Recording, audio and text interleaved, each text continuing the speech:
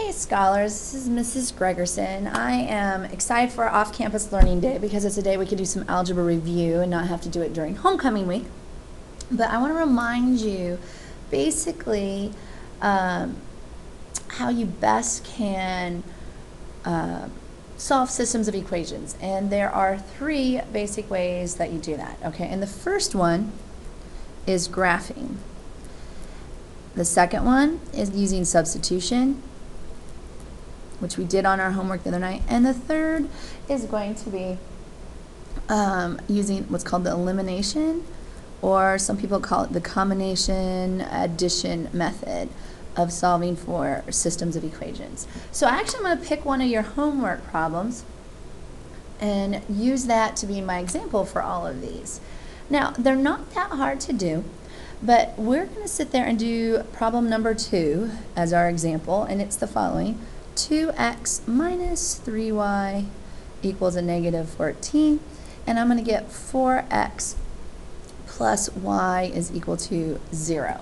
Now, I'm going to do the method that we aren't going to do, okay? We're not going to do on your homework the graphing, but I want to explain to you and remind you what it's like. Remember the graphing, you graph the two lines, and where they intersect is going to end up being your solution. So here I have my x-axis, here I have my y-axis, and I don't know if you guys know or remember this, the fastest way of graphing these is to go ahead and use what's called the cover-up method, because this is what's called in standard form. And when you're in standard form, instead of solving it into slope-intercept form, the best way to do this is actually to find your intercepts to graph real quick. So for instance, if I was looking for the x-intercept for my first equation, I put in 0 for y, so I cover it up, and I get 2x is equal to negative 14. So x would have to be a negative 7. So I go over here and I go, okay, 1, 2, 3, 4, 5, 6, 7. There's 1 point for my first line.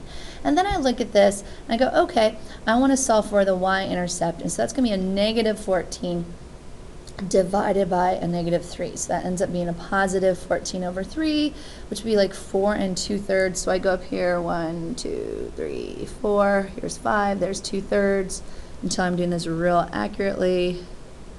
And there is going to be your first line. And then I do the same thing with my other lines. I'm like, okay, what do I do here? Well, cover-up method this time, unfortunately, is going to give us the exact same intercept because it's at the origin, 0, 0. So then I just have to plug and chug and put a point in order to get it really well. So for instance, if I put in a 1 in for x, I'd have a negative 4 in for y. So I go over here, 1, and then I go down here, negative 4. And so then we're like, okay, nothing too exciting here, but we then graph and hope this makes some sort of sense. And it didn't show what did I needed it to, negative 1. Oh, yes it did. Okay, just make sure my graphing was halfway good. All right, yeah it is. So it should be about 1, negative 4-ish, somewhere about right there. So our line was right. But you can tell, like, unless you're on graph paper and you're being exact, it's not really a good method. But we know that the answer should be a negative 1, 4. I had to double check myself here, guys. I'm a little tired with homecoming. But that's one way. Now, tell me, how often do you want to do this? How many times are you going to get fractions for answers or decimals? This isn't the most accurate or efficient way. So a lot of times we use what's called the substitution. Now, remember, this was graphing first. Now remember, this is problem number 2. Another method that we use is substitution. Now this is the one, now this is what I love, okay? You know, one thing great about Wheaton Academy is our international program. And with that international program, I've learned different ways that some cultures teach this. And one thing, the only way that most schools teach in Asia for systems of equation is they only teach the substitution method, because it always can work. Sometimes it gets really nasty fractions and stuff like that, but it's the only way that they really use. And so it's going to be, what's going to be harder for them is to use the elimination method, when that one you guys actually will catch on quicker. So using the substitution method is exactly doing that, substituting in to find a variable.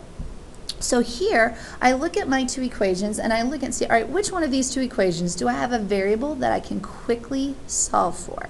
And I look at the last one here and said, oh, I can easily solve for the y. So I go y equals a negative 4x.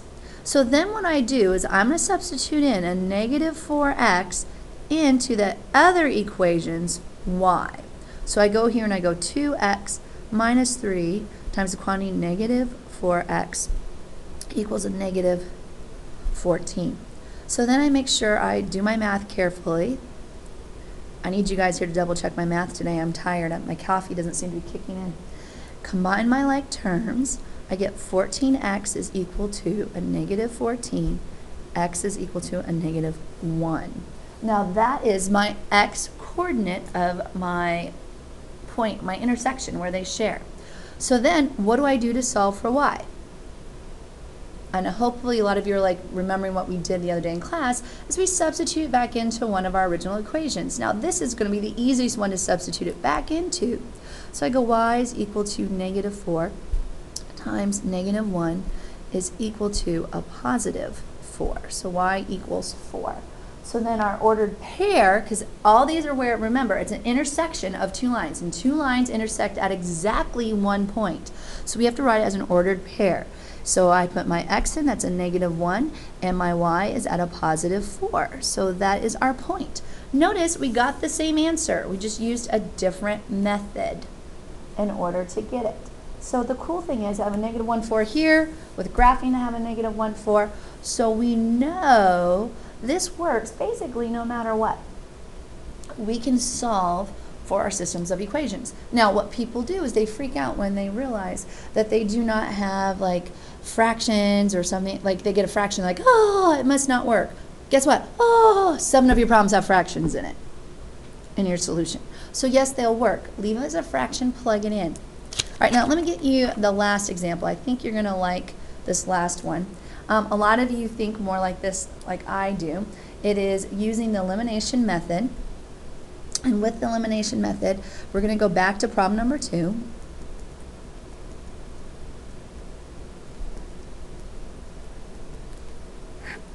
And here's our problem. We get 2x minus 3y is equal to a negative 14.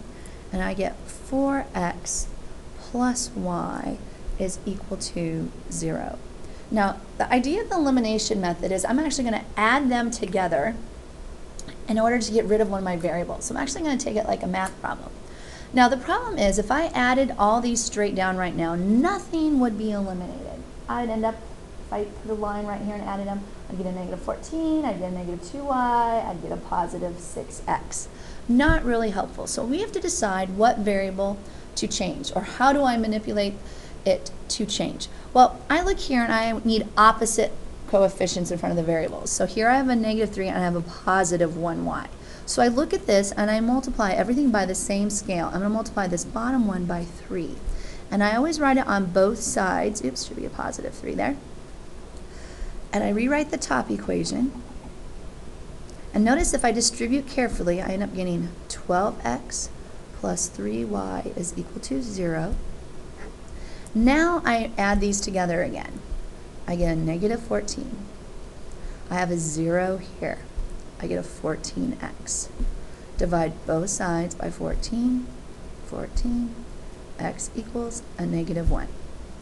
Then this turns in exactly the same type of problem that we've done for all of these. I go ahead and I substitute it back in to one of my other equations. So when I substitute back in, I'm going to do the smaller numbers here. I got 4 times a negative 1 plus y is equal to 0. So a negative 4 plus y equals 0. Y would equal a positive 4. Well, guys, look at my ordered pair again. Negative 1, 4. Now, what if, okay, what if I didn't want to eliminate the y? I wanted to eliminate the x. Let's say I have here 2x minus 3y equals a negative 14, and I get 4x plus y is equal to 0. What if I decided that today I wanted to get rid of my x coordinates? Well, to do that, remember, think opposite coefficients. I have them both positive, so I do need to get one of them to be negative. Now, I'm going to actually show this a little bit more complicated because I want to remind some of you, can I manipulate both equations? And I hope everyone goes, yes, we can. So the top, I'd like you to multiply everything by 2. The bottom one, I want you to multiply everything by a -1. Now, if you wanted to, and hear me carefully on this, those of you who know how to do this well, you could multiply the top by a -2 and be done. I'm just showing you that you can manipulate both equations to get the same thing. So I multiply everything on top by 2, and I get the following. 4x minus 6y is equal to a -28. Below, I get a negative, I distribute the -1, negative 4x minus y is equal to 0. I add them all together. I get -28. I get a -7y. Oh look, my x's are eliminated, so thus the elimination method. I divide by both sides by -7. Oh look, I get y is equal to a +4. What do? Oh, I go back to my original equations and I plug one of them in, and I'm going to do it with my x here.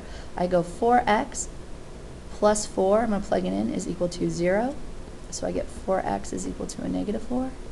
Solve for x, it's a -1. My ordered pair is a -1, 4. Now, this isn't a hard process to do, but some of you might need to want to review these. Pause me, go back, redo the methods, but you guys can do a great job on this, but this is a review. So here's a few things I'm asking you to do. For part A on your homework, you need to use only the substitution method. And remember the substitution method, let's see if I can review it back over here. You solve for one variable in one of your equations, and then substitute it in, then sub in to second equation. And then the rest, pretty easy to understand on that one.